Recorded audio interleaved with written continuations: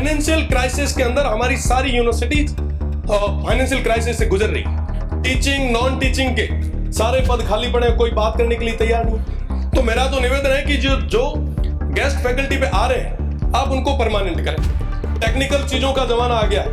हमारे बच्चे आज के समय में ग्रेजुएट होके बेरोजगार होते जा रहे हैं। अगर बात करें प्रोफेसर से तो कहते हैं कि साहब स्टूडेंट नहीं आ रहे, स्टूडेंट कहते हैं साहब प्रोफेसर नहीं आ रहे। तो ये जो सिस्टम है इसको सही करने की जरूरत है कि अगर हमने समय रहते इस सिस्टम को सही नहीं किया तो कोलैप्स हो जाएगा ये सिस्टम। तो निश्चित रूप से ये छात्र संघ चुनाव होंगे तो नए युवाओं को राजनीति में आने का एक मौका मिलेगा। ये कोई भी हो, कोई भी राज आया, चाहे पक्ष हो चाहे विपक्ष हो, निश्चित रूप से जो जितनी बड़ी अटैची लाता है उसको बड़ी यूनिवर्सिटी का चार्ज दे दिया जाता है। क्या वाकई वो बड़ी अटैची वाले कुलगुरु जैसे पद पे बैठने लायक है क्या?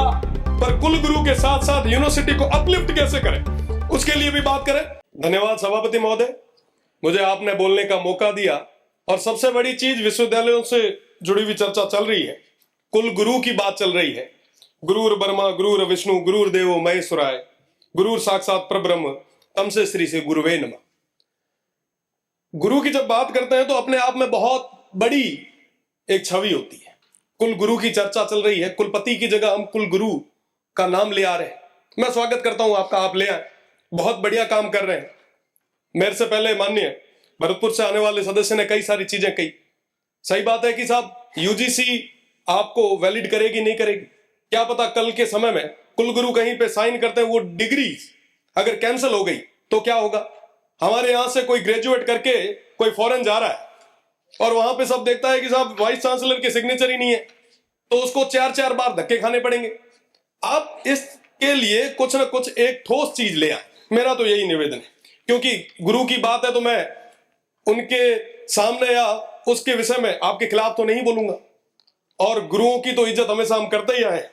गुरु गोविंद दोनों खड़े काके लागू पाए, बलिहारी गुरु आपने गोविंद दियो बताए। बहुत बड़ा नाम है, आप करें, स्वागत है आपका। पर मेरा निवेदन है कि आप विश्वविद्यालयों के बारे में भी सोचें।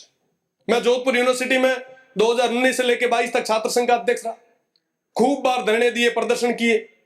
एक बार की मैं आपको बात बता रहा हूं कि पिछली बार पेंशनर जो है, जो लगभग अपना पूरा जीवन वहां पे निकाल के आते हैं, वो सारे लोग बुजुर्ग, हरिमोहन जी साहब सबसे वरिष्ठ हैं।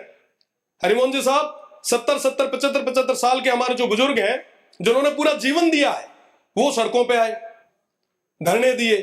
मैंने कहा क्या हुआ साहब? तो कह रहे हैं कि साहब हमने पूरा जीवन इस संस्था को दे दिया, आज के समय में ये संस्था हमें पेंशन तक नहीं दे पा रही। आप विचार करें कि चतुर्थ श्रेणी का कोई कर्मचारी है जिसकी पेंशन कुल मिला के 10,000 है, अगर 6 महीने तक आप उनको पेंशन नहीं दोगे तो उसकी क्या स्थिति होगी। होली दिवाली हमारे लिए गई, हमारे लिए तो खूब सारे लोग आते होंगे मिठाइयां लेके, उनके लिए, उनके बच्चों के लिए, पोतों के लिए मिठाई कौन ले जाएगा?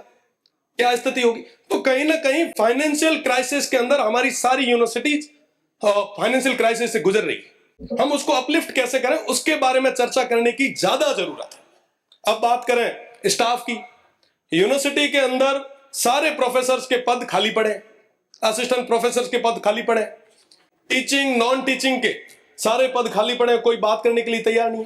जो गेस्ट फैकल्टी पे जो प्रोफेसर्स आ रहे हैं, जो पढ़ाने के लिए आ रहे हैं, वो इसी उम्मीद के साथ कि कभी ना कभी सरकार कोई ना कोई ऑर्डिनेंस लाएगी और हमें परमानेंट करेगी। तो मेरा तो निवेदन है कि जो गेस्ट फैकल्टी पे आ रहे हैं आप उनको परमानेंट करें। नॉन टीचिंग के जो स्टाफ है, लगभग काफी लोग तो ऐसे हैं जिन्होंने पूरा जीवन दे दिया, अभी तक वो टेम्परेरी है, उन लोगों को आप परमानेंट करें। साथ ही साथ मैं स्टूडेंट्स की बात करूं, आप बहुत एक्टिव हैं, माननीय मंत्री जी बहुत लाठा है। आपसे तो मेरा ये निवेदन है कि आप उन यूनिवर्सिटीज में, उन हॉस्टल्स में, उन विद्यार्थियों के साथ में एक एक दिन, एक एक रात गुजार के आए। आप वहां की हॉस्टल्स की स्थिति देखें, वाकई लगेगा स्टूडेंट्स को कि हमारे माननीय मंत्री जी बहुत एक्टिव है। आप वहां पे जाएंगे तो देखेंगे कि साहब हमारे पास क्वालिटी की कोई कमी नहीं है, कोई कमी नहीं है।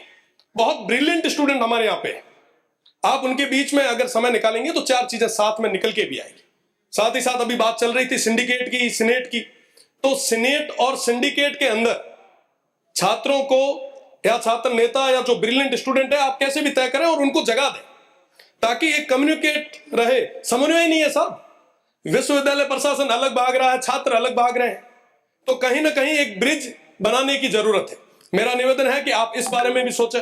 साथ ही साथ मैं स्पोर्ट्स की बात करूंगा साहब। आज के समय में यूनिवर्सिटीज का स्पोर्ट्स हम बात कर रहे हैं साहब, पंजाब हरियाणा में इतने खिलाड़ी बाहर जा रहे हैं, इतना बढ़िया बढ़िया परफॉर्म कर रहे हैं। हमारे स्टूडेंट्स को क्या हुआ साहब, वो इसलिए खेल नहीं पा रहे हैं कि साहब उनके पास ना तो पूरे संसाधन है, ना वहां पे पूरे शिक्षक है। मेरा निवेदन है कि अपन इस बारे में हमें बात करनी पड़ेगी। आज एआई का जमाना आया है, टेक्निकल चीजों का जमाना आ गया है। हमारे बच्चे आज के समय में ग्रेजुएट होके बेरोजगार होते जा रहे हैं। एक लंबी फेरियत हमारे पास, एक दिनों दिन ये आंकड़ा बढ़ता जा रहा है साहब। हमें विचार करना पड़ेगा कि हम जिस ओर जा रहे हैं क्या वो रास्ता सही है। साथ ही साथ मेरा तो यही विशेषकर निवेदन माननीय मंत्री जी से रहेगा कि आप वहां जाएं। साथ ही फीस का मामला है, बहुत बड़ी चीज है, बहुत गंभीर समस्या है माननीय सभापति जी।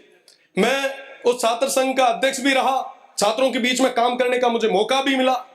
वेस्टर्न राजस्थान की सबसे बड़ी यूनिवर्सिटी थी। मैं वहां देखता था कि साहब ग्रामीण परिवेश से जो आने वाला विद्यार्थी है वो अपनी ग्रेजुएशन के साथ साथ तैयारी भी करता है।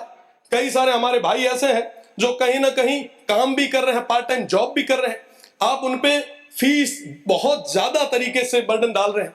आप विचार करें कि पिछले 2 साल पहले मैं एक बार देख रहा था, अखबार देख रहा था, उसमें लिखा हुआ आया कि साहब 4 गुना हमने फीस बढ़ा दी। इस तरीके से अगर हम फीस लाते गए तो साहब ग्रामीण परिवेश से आने वाला वो विद्यार्थी है वो कहां जाएगा, वो कैसे तैयारी करेगा। तो कहीं ना कहीं उनके हितों के बारे में भी सोचने की जरूरत है। साथ ही साथ क्लासेज वगैरह की अगर मैं बात करूं, लगभग सभी विश्वविद्यालय से निकल के आए हैं, हमारे मनीष भाई हंस रहे हैं। तो मनीष भाई आप देखते होंगे कि कहीं पे भी क्लासेज पूरे तरीके से नहीं लग रही। आज हमारे स्टूडेंट्स जो है वो परेशान हो रहे हैं। अगर बात करें प्रोफेसर से तो कहते हैं कि साहब स्टूडेंट नहीं आ रहे, स्टूडेंट कहते हैं कि साहब प्रोफेसर नहीं आ रहे। तो ये जो सिस्टम है इसको सही करने की जरूरत है। और मैं दावे के साथ कह रहा हूं कि अगर हमने समय रहते इस सिस्टम को सही नहीं किया तो कोलैप्स हो जाएगा ये सिस्टम। आज के समय में हम यहाँ पे जितने भी सदस्य बैठे हैं, कई सारे हमारे जो वरिष्ठ सदस्य हैं वो छात्र संघ से जीत के आए हैं और निश्चित रूप से छात्र संघ चुनाव जो है वो बहुत ज्यादा जरूरी। मैं सभापति महोदय आपके माध्यम से सरकार का ध्यान आकर्षित करना चाहूंगा, अगर छात्र संघ चुनाव नहीं होते तो पश्चिमी क्षेत्र के, पश्चिमी राजस्थान के उस रेगिस्तानी क्षेत्र से निकल के मेरा जैसा एक जो मध्यम परिवार से आने वाला विद्यार्थी है वो यहाँ पे नहीं बैठ पाता। तो निश्चित रूप से आप लोग भी सारे लगभग हम एक लोअर मीडियम फैमिली से आते हैं।